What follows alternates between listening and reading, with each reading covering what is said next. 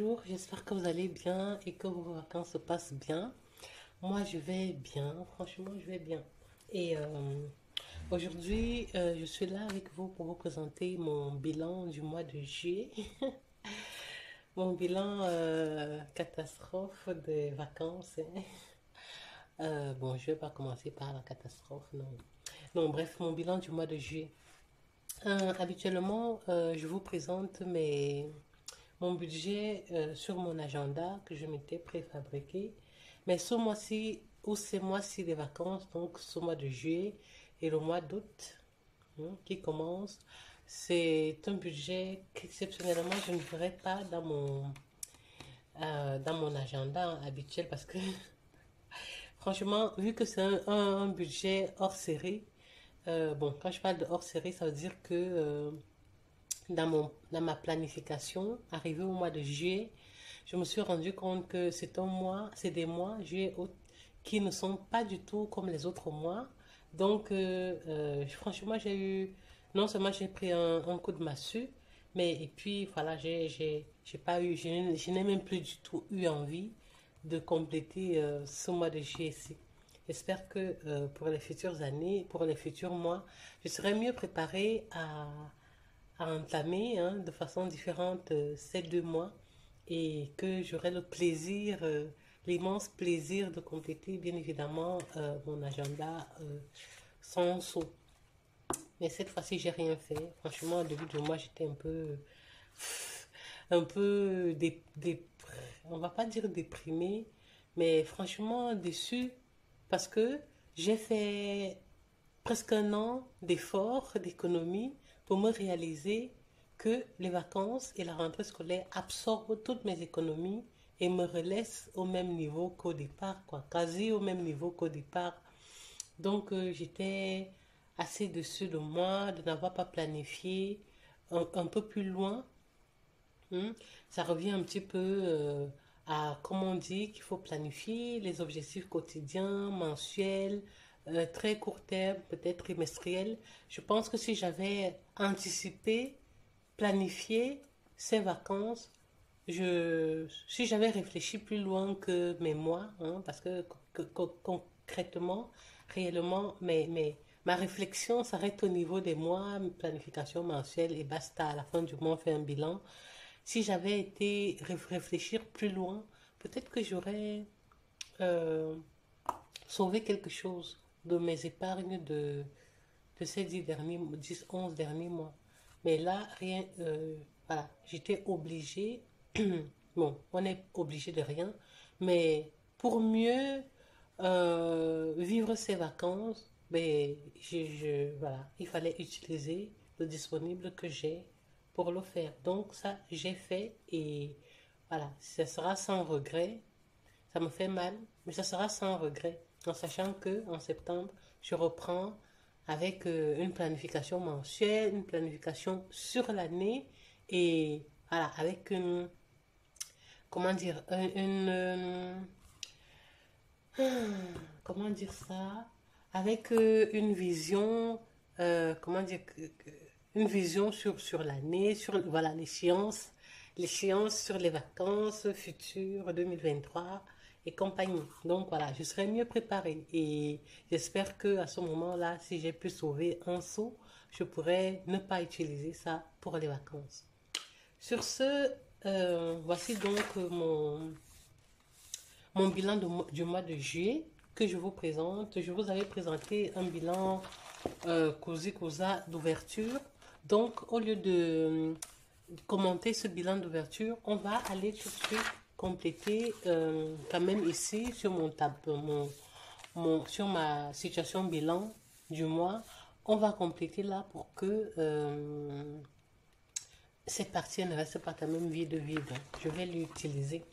Donc, réellement, qu'est-ce que j'ai eu comme entrée au mois de juillet, puisque nous sommes déjà au mois d'août. Au mois de juillet, j'ai eu 1625,03. Mais je m'étais très vite avancée parce que, en disant que j'étais contente d'avoir ça de la mutuelle, mais en réalité, bon, bref, on va parler du budget d'août au moment venu. Donc, 1125,03. En allocation familiale, j'ai eu 270,12. Oh, bon, bref.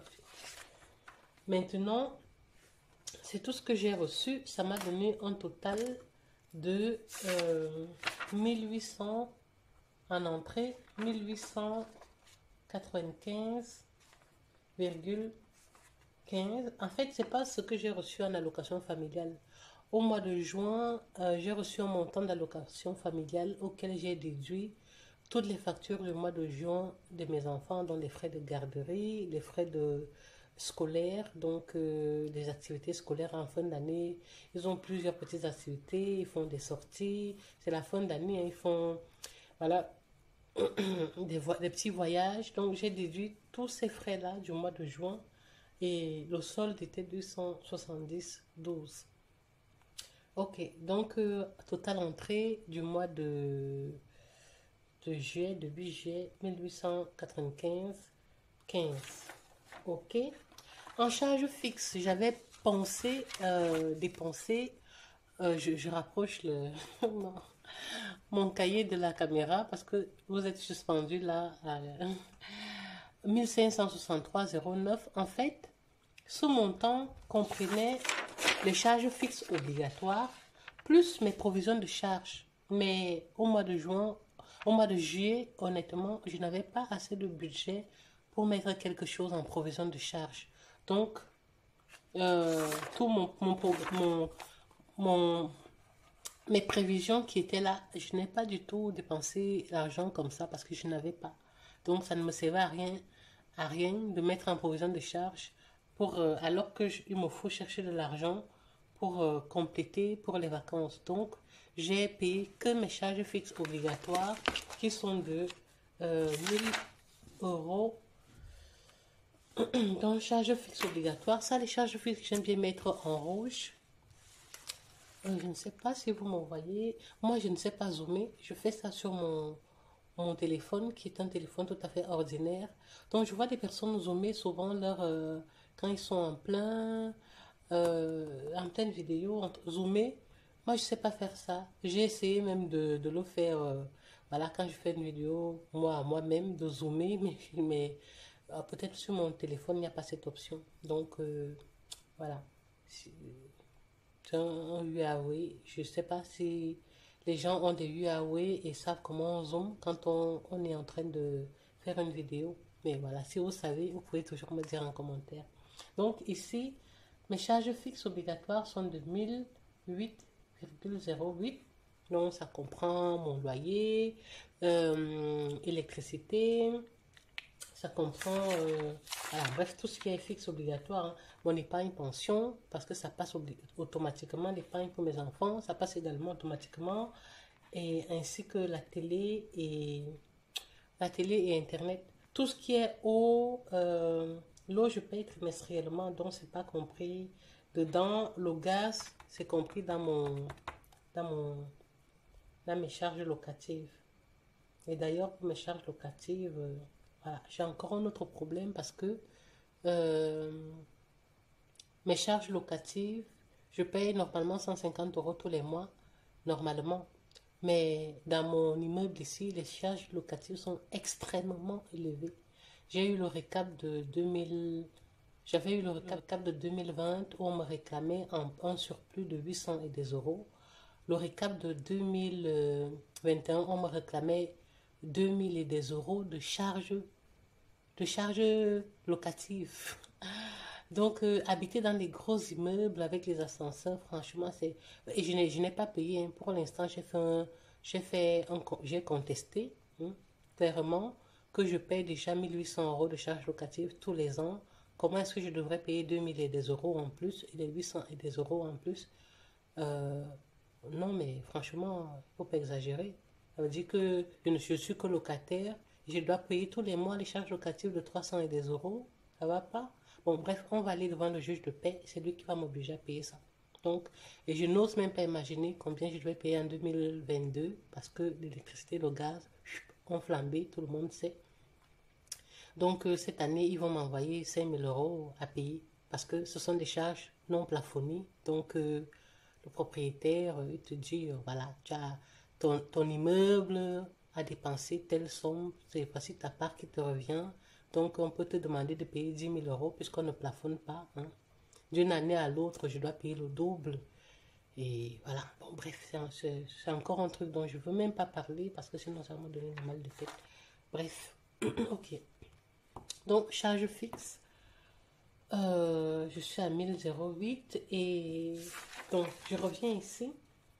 Pour mon alimentation, j'ai bien évidemment retiré une enveloppe de 320 €, donc 80 € par semaine. Ensuite, voilà, ça c'était les charges obligatoires, l'alimentation, les charges obligatoires. Bon, j'ai dû payer, je vous ai dit que j'ai payé les stages de vacances ou la plaine de jeu hein, pour mes enfants en 2 semaines en juillet, 2 semaines en août. Donc, je vais mettre ici stage et c'est un montant qui m'a coûté 420 €. Donc, j'ai payé 420 €. J'ai payé également, mes enfants allaient au camp, mes 2 aînés allaient au camp du Patro. Donc, j'ai fait payer les frais de camp. Au total, j'avais mis ici 250 €, mais non, ça m'a coûté plus ou moins 200 €. Voilà, avec les équipements, parce que c'était la première fois qu'ils partaient au camp, il fallait acheter les matelas de couchage, les sacs de matelas, les sacs de couchage, bon, quelques petits équipements, chaussures de marche, là. Voilà, et le camp lui-même, financer le camp, donc plus ou moins 200 € pour mes deux grands. L'aîné est parti 10 jours, le deuxième est parti 4 jours, je crois. Bon, voilà. Et ça, c'est ce que j'ai payé obligatoirement. À ça, j'ai dû payer également les taxes de la ville. Ici, au mois de juin, fin juin, on reçoit la taxe communale à payer. C'est aussi une taxe qui a augmenté. Je vous ai dit l'année dernière, j'avais reçu 189 € de facture de taxes à payer. Et cette année, c'était 205 80 quelque chose, 93 ou 80, je ne sais pas trop. Mais j'ai arrondi à 206 pour faire court, mais c'est 205 93, je crois. 206. Et puis, comme moi je paye mon eau de façon trimestrielle, j'ai payé l'eau 120 €. 120 €. Voilà. Du coup, le total des charges obligatoires que j'ai payées. Ah bon, obligatoire. Quand je parle d'obligatoire, le total des dépenses que j'ai fait au mois de juillet, je vais aussi dire que j'ai utilisé enveloppe des 5 €. Des 5 €, je vais prendre ça ici comme dépense parce que j'ai dit que j'allais dépenser ça. J'ai pris ça dans mon enveloppe provision. Souvenez-vous, en provision, le disponible que j'avais réellement était de 1582 €. À ça, j'enlève donc, oui, 1582 €. Je vais dire ça. À ça, j'ai enlevé les 200 € de course stock. Donc, en réalité, il me restait 1382 € dans mon compte provision de charge. Dans mon compte provision de charge, donc, l'enveloppe des 5 €, j'avais dans cette enveloppe-là un montant de combien? 105 €. 105 € que j'ai mis à disposition de mes vacances. Également, les frais de mon syndicat. Syndicat, c'est 17 € quelque chose. Je vais arrondir à 18 €. Bon, il n'y a que les 5 en plus et en moins, donc c'est pas... Voilà. Quand ça dépasse 50, j'arrondis à l'unité supérieure. Donc, au total, au mois de juillet, j'ai dépensé effectivement, je vais comptabiliser, plus 200, plus 206, plus 120, plus 105, plus 18.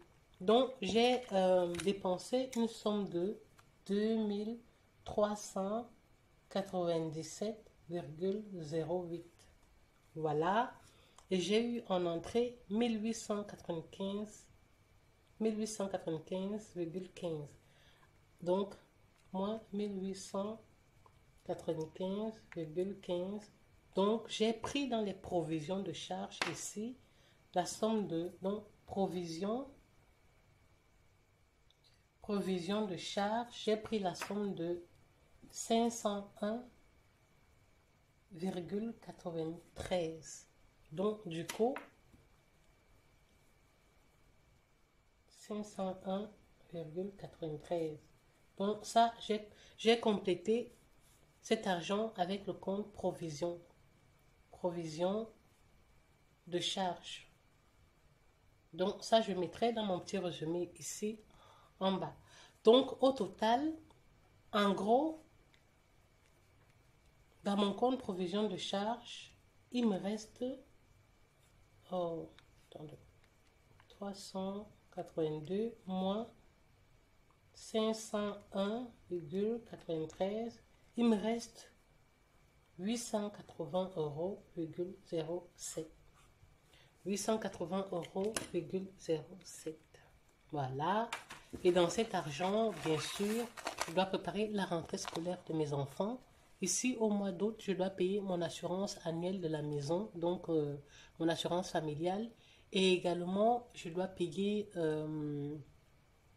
l'assurance. Je dois faire mon contrôle technique et l'entretien de ma voiture et mon contrôle technique. Donc ici, voilà, je vais vous, dans une prochaine vidéo, faire part de mon budget du mois d'août. Donc voilà, ici s'achève donc cette vidéo bilan du mois de juillet, hein. Voilà, comme je vous ai annoncé, je suis désolée d'aller récupérer dans mes économies pour financer cette période de vacances. Mais voilà, j'essaierai d'être raisonnable et de ne pas faire, voilà, de vraiment essayer de rester dans mon budget. Et quand même, la bonne nouvelle, c'est que en alimentation, j'ai pu, donc dans mon budget alimentaire de 320 €, j'ai pu faire quelques économies. Notamment la dernière semaine, j'ai fait une semaine blanche où je n'ai pas dépensé et j'ai eu les restes des autres semaines. Donc, je vais vous dire combien j'ai pu économiser. Donc, reste enveloppe en alimentation. Donc, j'ai ici 2, 4, 6, 8, ça fait 80 €.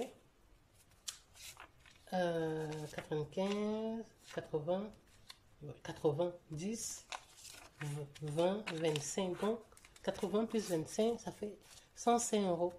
Donc, j'ai pu économiser en alimentation sur les 320, 105 €. Donc, du coup, je suis trop contente que malgré tout, je vais, voilà, je fasse quand même des économies et c'est toujours bien, c'est toujours encourageant, motivant. Donc, si j'avais planifié mes vacances, j'aurais peut-être pu garder mes économies et bon, comme je dis, je ne regrette pas et je ne reviens pas dessus. Ça me permet juste d'anticiper et de mieux me préparer pour les mois, pour l'avenir. Voilà, j'espère que vous allez bien et que vous profitez à fond de vos vacances, vous profitez à fond du soleil.